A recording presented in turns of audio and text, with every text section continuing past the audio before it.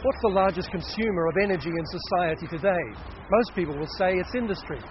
But in many developed countries, the single biggest consumer of energy is transportation. In some countries, it accounts for more than 1/3 of all the energy we use. More than half the new passenger vehicles produced in Europe today still run on conventional petrol, but more and more are being built with diesel engines. Diesel allows much better fuel economy and better emissions control, so it will probably overtake petrol as the #1 fuel for passenger vehicles. That is, until someone comes up with a renewable power source that is both workable and affordable. Another big consumer of fuel in the transport industry is the aeroplane. Airports are looking to expand these days, but there's an ongoing argument about their effect on the environment.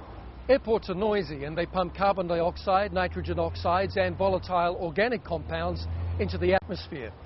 They've also been known to pollute waterways with toxic chemicals, the kind they use to de-ice planes.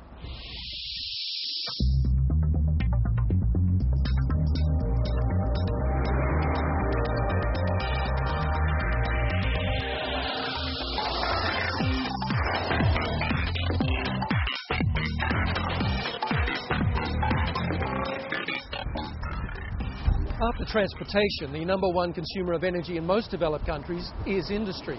In the UK, for example, it accounts for 1/3 of all electricity consumption, and it uses 34 million tonnes of oil every year. Rising energy costs have caused many companies to start to investigate other forms of power.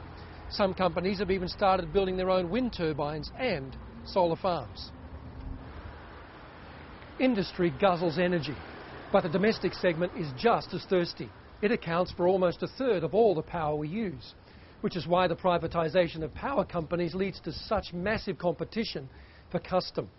In the home, as in industry, we rely most heavily on electricity and fossil fuels. Over the past 50 years, we've come to rely so much on oil that some world leaders say we've developed an oil addiction. The sale and production of oil are huge industries employing millions of people, so the oil industry has enormous economic and political clout. But some experts believe we may only have enough oil left for another 50 years using current reserves.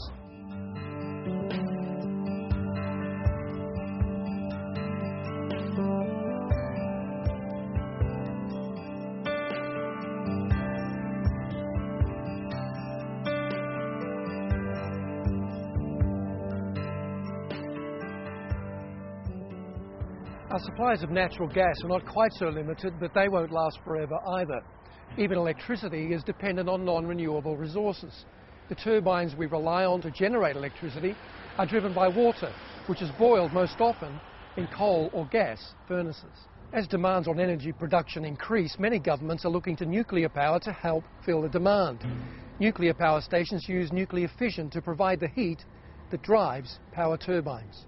Nuclear power plants will emit 12 times less greenhouse gases than those that are driven by gas, and 30 times less than those that use coal.